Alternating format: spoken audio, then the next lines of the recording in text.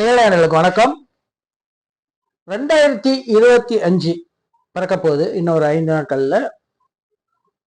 இந்த 2025க்கு ஒருத்தரும் ஸ்பெஷலா ஒரு கோயிலுக்கு போவாங்க. இந்த கோயில்ல போய் சாமி கும்பிட்டு வந்தா நல்லா இருக்கும், இந்த கோயில்ல போலாம் அப்படின்னு சொல்லி ஒருத்தரும் ஒரு ஸ்தலத்துக்கு போக விரும்புவாங்க. சில பேர் பாத்தீங்கன்னு சொன்னாக்கா திருச்செந்தூர் போவாங்க, திருத்தணி போவாங்க, பழனிக்கு போவாங்க. இப்ப நம்ம இந்த ஒரு சிறப்பான ஒரு கோயிலை பத்தி இன்னைக்கு நம்ம பார்க்க போறோம். அதாவது சோட்டானிக்கரை பகவதி அம்மன் கோயில். இந்த சோட்டானிக்கரை பகவதி அம்மன் கோயில் பாத்தீங்கன்னு சொன்னா எதற்கு பெயர் போன தலம் அப்படின்னு சொல்லி நம்ம ஒரு கேள்வி இங்க முன்னாடி வைக்கலாம்.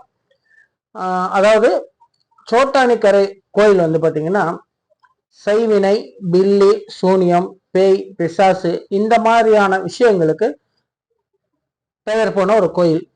இந்தியாவிலேயே ஒரு முக்கியமான ஒரு கோயில் இந்த கோயில். இது பாத்தீங்கன்னா கேரளாவில் இருக்கு. இந்த கோயில்ல பாத்தீங்கன்னா செவ்வாய் வெள்ளி கிழமைகள்ல ஒரு விசேஷமான பலி பூஜை அப்படின்னு சொல்லி ஒரு பூஜை பண்றாங்க. இந்த பலி பூஜை அப்படின்னா என்ன அப்படின்னு கேட்டீங்கன்னு சொன்னாக்கா, ஒரு குங்குமத்தை ஒரு பெரிய பாத்திரத்துல போட்டு கரைச்சி அதை ரத்தம் மாதிரி ஆக்கி அதுல மந்திரம் சொல்லி ஒரு பூஜை பண்ணுவாங்க. சாதாரணமாக நம்ம உடம்புல நம்மை அறியாமலேயே நிறைய பேய், பிசாசுக்கள், காத்து, கருப்பு இந்த மாதிரி சொல்ற விஷயங்கள்லாம் நம்ம உடம்புக்குள்ள போயிட்டு வரும். இந்த மாதிரி உள்ளவங்களுக்கு இந்த கோயிலுக்கு உள்ள போனா அந்த பூஜை நடக்கிற சமயத்துல ஆட்டோமேட்டிக்கா அவங்க எழுந்திரிச்சு ஆட ஆரம்பிச்சிருவாங்க. அதே மாதிரி பாத்தீங்கன்னா இந்த நிறைய பேருக்கு செய்வினை கோளாறு அப்படின்னு சொல்லுவாங்க. ஒருத்தன் நல்லா இருக்கான் அப்படின்னு சொன்னா அவனுக்கு ஏதாவது செய்யணும், அவன் நல்லா இருக்கக்கூடாது அப்படின்னு நினைச்சு ஏதாவது செஞ்சிருப்பாங்க. அது மாத்திரம் இல்லாம வியாபாரத்துல கண் திஷ்டி அப்படின்னு சொல்லுவாங்க. இதெல்லாம் உண்மைதான், நம்பிதான் ஆகணும் கட்டாயம்.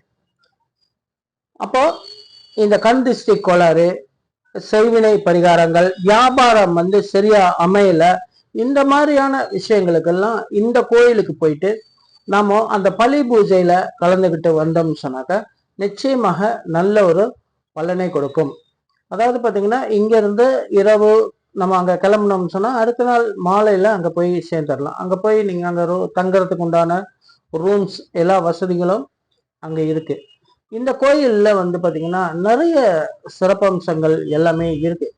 இந்த கோயிலுக்கு ஒருத்தர் உள்ள போயிட்டு வெளியே வந்துட்டாக்க அவங்களுக்கு, அதாவது இந்த பேய் பிசாசுன்னு சொல்லுவாங்கல்ல, பேய், காத்து, கருப்பு அப்படின்னு, அந்த மாதிரி பேய் பிடிச்சவங்களை எல்லாம் இந்த கோயிலுக்குள்ள கூட்டிட்டு போனாக்க அவங்க வெளியே வரும்போது அவங்க கிளியர் ஆயிட்டு வந்துடுவாங்க. அந்த பேய் பிசாசு எல்லாம் இவங்க உடம்புல எதுவுமே இருக்காது. பேய் ஓட்டுறது அப்படின்னு சொல்லி கிடையாது. அங்க போற பேய் எல்லாம் எதுவும் ஓட்ட மாட்டாங்க. ஆனா அதுக்குள்ள போனாலே அந்த பேய் தானா வெளியே போயிடும் அப்படின்ற மாதிரி ஒரு மகிமை உள்ள கோயில் தான் இந்த சோட்டானிக்கரை ஸ்தலம். அதே மாதிரி அங்க ஸ்ரீ சக்கரம் அப்படின்னு ஒரு சக்கரம் இருக்கு. அங்க ஒரு தாயத்து, மந்திரிச்ச தாயத்து தருவாங்க. இந்த ஸ்ரீ சக்கரத்தை கொண்டு நம்ம ஆஃபீஸ்லயோ, வீட்லயோ, கடையிலையோ வச்சு வணங்கும் போது ஒரு நல்ல ஒரு வைப்ரேஷன் நமக்கு கிரியேட் ஆகும். நிச்சயமாக இந்த கோயிலுக்கு போனவங்க எல்லாமே பலனை அறிவிச்சிருக்காங்க. நான் கூட ஒரு முறை 2 முறை அந்த கோயிலுக்கு நான் போயிட்டு வந்திருக்கேன்.